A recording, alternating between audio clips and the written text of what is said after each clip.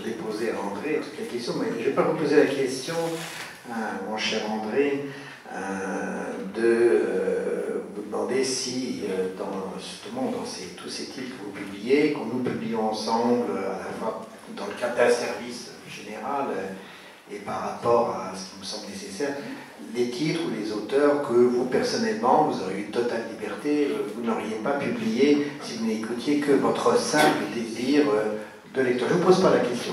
Mais d'ailleurs, je ne vous aurais pas répondu. Je ne vous pose pas la question. Mais je vais vous poser une autre question. C'est voilà, c'est vrai qu'on fait un métier particulier, parce que, comme vous le dites, voilà, c'est la seule collection qui existe. Bon, c'est bien qu'il n'y en a pas eu d'autres, c'est pas qu'on les a éliminés. Il y a eu quelques initiatives, il y a eu des collections de Manfred. Oui, en fait. Il y avait aussi une collection, je crois, chez... Mais il y a eu Segers pendant des années, avec les poètes d'aujourd'hui, qui était une collection de découvertes et de monographies, plus de choix, et qui a eu une incidence. Enfin, moi, quand j'avais 20 ans, je les collectionnais, quoi. C'était véritablement une chose qui m'a beaucoup nourri. Mais une collection avec un fond comme le fonds Gallimard initial, je suis né à la poésie un petit peu avant la création de la collection, mais je peux vous assurer qu'en 1966, j'avais 21 ans, quand les premiers poésies Gallimard sont arrivés avec la maquette de Massin, mais c'était Byzance. Des livres qu'on cherchait chez les bouquinistes, qu'on ne trouvait plus, on les avait à un prix tout à fait dérisoire, et c'était mais une éruption formidable. Moi, je me souviens de cela. En plus, j'étais libraire à la librairie Maspero, donc j'ai été un des premiers vendeurs de la collection Poésie Gallimard, et en tant que poète ou lecteur, ça a été une découverte formidable. Et du jour au lendemain, on avait l'ombilique des limbes d'Artaud qu'on ne pouvait plus avoir autrement qu'en photocopie. Enfin, ça a été quelque chose de tout à fait étonnant. Je pense que des gens qui ont 20 ans aujourd'hui ne se rendent absolument pas compte de ce qui a pu... Aujourd'hui, c'est naturel d'avoir les 520 titres à disposition. À cette époque-là, il n'y avait pas la moitié de ça qui était disponible. Mais à vous entendre, on a l'impression que vous pourriez faire mentir Cocteau, qui dit « Plus nous soufflons de bougies, et plus notre souffle est court. » Donc à vous entendre, votre souffle n'est pas court du tout. Oh, mais vous avez toujours été gentil avec moi. Pour les 40 ans, vous aviez vanté mes cheveux gris, alors en disant que c'était pas grave, mais ils sont un peu plus blancs. Donc peut-être la question qu'on pourrait se poser aujourd'hui, qui ne serait pas forcément satisfaite, c'est vrai que nous avons essayé de l'ouvrir à beaucoup de poètes de tous les pays, hein, puisqu'on avait près de 32 langues représentées dans la collection, et avec vraiment des horizons différents. Mais est-ce que vous voyez, un de nos problèmes comme éditeur, quand on regarde littérature française ou littérature étrangère, c'est d'éviter une part dominante, et notamment aujourd'hui sur les ouvrages anglo-américains. Ce n'est pas le cas de la poésie. Je suis très attentif à ça. Et je crois qu'il faut être très attentif. Ah oui, vraiment très très attentif à ça. D'abord parce que je ne crois pas qu'il y a des grandes et des petites langues. Toutes les langues sont admirables. Et donc, depuis que je suis en responsabilité, je vous ai toujours proposé de faire entrer des langues nouvelles dans la collection. On a fait entrer le tchèque, on a fait entrer le finlandais, on a fait entrer le suédois, on a fait entrer le turc, etc. etc. Et évidemment que j'ai des désirs. Un de mes rêves, vous le savez, ça serait de faire la grande anthologie de la poésie indienne à partir des 20 langues principales de l'Inde. Mais on le fera, on y arrivera. Mais ça nécessite de mobiliser tellement d'énergie. Si on ne veut pas passer par l'anglais, si on ne veut pas prendre une anthologie de la poésie indienne, l'anglais est une langue indienne, il y a des grands poètes en Inde qui écrivent en anglais, mais c'est une des 21 langues de ce pays. Je veux trouver des traducteurs de Marathi, je veux trouver des traducteurs de Malayalam, je veux trouver des traducteurs de Kannada. Alors, pour ce qui est du Bengale, du Urdu, de ces langues-là, c'est relativement facile. Mais dès qu'on entre dans des langues beaucoup plus ancrées sur un territoire, c'est extrêmement difficile d'abord de savoir quels sont les poètes les plus intéressants et qui va être capable de les traduire en français. Mais pour moi, c'est quelque chose de tout à fait décisif. Ça fait 7 ans que je n'arrive pas à mettre à jour l'anthologie de la poésie chinoise contemporaine dont on a parlé ensemble X fois. on va y arriver. Mais c'est quelque chose... Là aussi, il y a une très grande responsabilité. Qui on va aller choisir? Par exemple, il y a une anthologie de la poésie indienne en anglais de 3 volumes. Quand je l'ai parcouru, je me suis rendu compte qu'il y avait 60% de députés qui étaient représentés dans cette anthologie indienne. Je veux bien que la représentation nationale en Inde soit extraordinairement sensible à la poésie, mais un tel pourcentage, en France on risquerait rien, mais en Inde c'était... Donc il devait y avoir quand même beaucoup de favoritisme. Il y a une chose aussi, je pense, qui nous plaît, qu'on pourrait signaler, c'est la façon dont le poète traduit son époque et la façon aussi dont le poète est là comme un témoin de ce qui se passe. On pense au poète Neruda, on pense aujourd'hui, mais il n'est pas dans la collection, à votre ami poète qui a été un ancien Khmer Rouge. Nous avons publié hors série. Je pense qu'on peut saluer, je dirais, vous êtes cela aussi, et c'est la collection. C'est une poésie hors les murs et dans les champs. Et d'ailleurs, Antoine, pour 2017, on en a longuement parlé, puisqu'après les 50 ans, que faire? L'appareil triomphe, c'est difficile d'aller au-delà. Et on s'est dit, il faut inventer quelque chose en 2017, et j'ai une obsession, c'est que peut dire la poésie dans la situation, enfin c'est la grande phrase de Hölderlin, que peut la poésie dans un temps de manque? Et aujourd'hui, on est dans un temps beaucoup plus que de manque. Et donc, nous allons faire, dans le fond, en mars, on va sortir 10 titres de la collection, pas du tout comme on a fait pour les 50 ans, parmi les 10 titres les plus célèbres, non, les 10 titres les plus ancrés dans les... Enfin, qui, à mon avis, ont le plus de résonance, ils ont à nous dire des choses aujourd'hui, et c'est sous l'intitulé La poésie à l'épreuve du monde. Et j'ai pris... il va y avoir un petit fascicule qui va essayer d'expliciter ça, et beaucoup de gens disent, mais un poème, qu'est-ce que ça peut faire? Qu'est-ce que ça peut changer? Qu'est-ce que ça peut donner qu'est-ce que ça peut... quelle est l'effraction que ça peut faire dans l'ignominie du monde ou dans la déchéance de l'époque? Eh bien, je donne toujours le même exemple. Nelson Mandela a été incarcéré pendant 27 ans. Qu'est-ce qui lui a permis de tenir un poème punaisé sur son mur qui se terminait par « Je suis le maître de mon destin, je suis le capitaine de mon âme ». Franchement, quand j'ai lu ça, je suis le capitaine de mon âme, je me suis dit on peut tenir 27 ans avec ça. Le poème s'appelait Invictus. Donc la poésie est invincible. Non mais j'ai donné cet exemple-là parce qu'il me paraît tellement... Alors bien sûr, on peut dire que le poème Invictus n'a pas changé le monde, mais il a changé le type qui a changé une partie du monde. C'est déjà pas mal.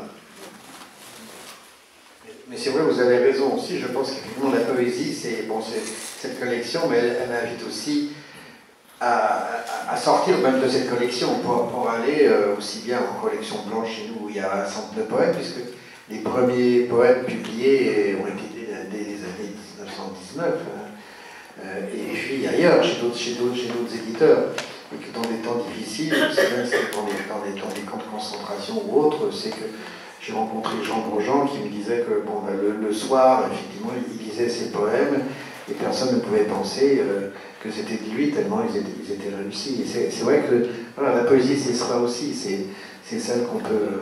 Je ne sais pas si les marins aujourd'hui du Vendée Globe, parce qu'il ne reste pas beaucoup de temps, il reste pas beaucoup de temps pour lire de la poésie, mais c'est aussi l'idée de cette collection, de pouvoir être emporté dans des voyages. Mais on a un ami commun qui est Franceschi. J'ai navigué à bord de la Boudeuse et il avait une bibliothèque dans la carrée de la Boudeuse tout à fait admirable, avec essentiellement des poèmes. Pas seulement, mais beaucoup de livres de philosophie et beaucoup de poèmes. C'est très dur la vie à bord d'un voilier. Enfin, vous en savez plus que moi sur ce sujet, mais moi c'était ma première expérience. Moi j'ai plutôt l'expérience de la haute altitude et de l'alpinisme. Franchement, j'ai trouvé que c'était pire. Oh là là, des contraintes sans arrêt, se lever à 4h du matin pour tenir la barre jusqu'à 8h. Dormir jamais, une sorte d'insomnie permanente. Finalement, dormir par terre à 5000 ou 6000 mètres, c'était moins difficile, je trouvais. Mais c'était étonnant la manière dont Franceschi avait habité, peuplé la Carré avec beaucoup de livres d'ailleurs de la collection Poésie Gallimard. Car un autre avantage quand on est voyageur, alors là c'est pour l'altitude, et qu'on calcule chaque gramme qu'on met dans le sac à dos, les livres de poche c'est quand même très utile, ça pèse quand même pas trop lourd. Et les livres de poésie sont inusables, on peut les relire tous les jours, c'est jamais le même parce qu'on n'est pas pareil. Une sorte de, on est comme un lecteur où la terre serait immobile, mais sans arrêt les paysages changeraient. Absolument. Mais c'est vrai que bon, la poésie, c'est lié au voyage intérieur, c'est lié aussi à un voyage géographique. Je crois qu'on voit l'importance justement de ce déplacement en poésie. Vous êtes le premier aussi à avoir montré le chemin de l'extérieur.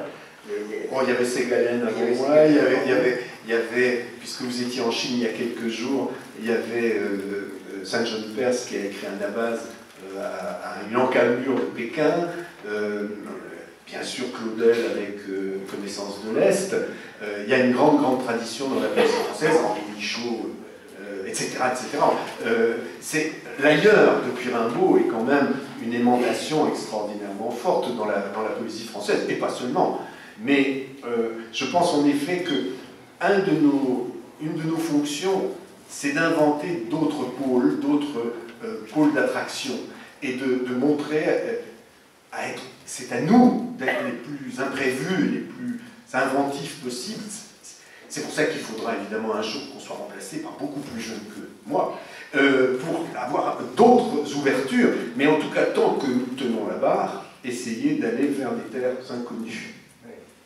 Mais vous ne pensez pas quand même qu'aujourd'hui, il faut arrêter la collection, puisque voilà, il y a 50 ans ça suffit, et que nous devons ce soir dire ne tentez pas. Nous arrêtons. Non. Vous savez bien qu'on s'est engagé déjà avec tellement de gens qu'on est au minimum déjà en 2018, voire 2019. Donc le problème de la collection, ce n'est pas le manque, c'est le trop-plein. C'est-à-dire qu'on a le monde sur les épaules, et heureusement, et on en est très content. Mais c'est aussi une responsabilité, ça, il n'y a pas de doute.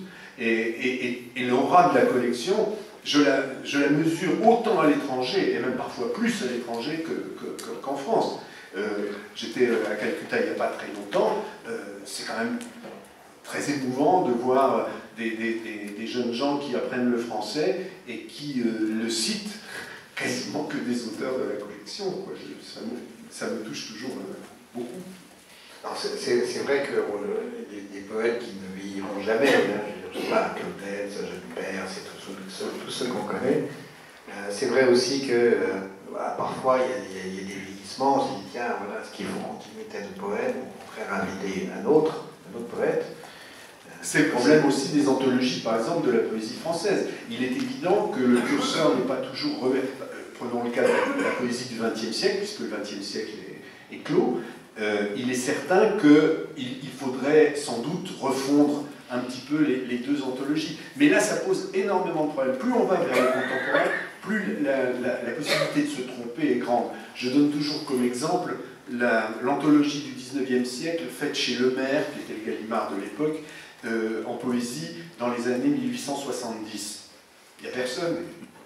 Il n'y a pas Baudelaire, il n'y a pas Verlaine, il n'y a pas Rimbaud, il n'y a personne.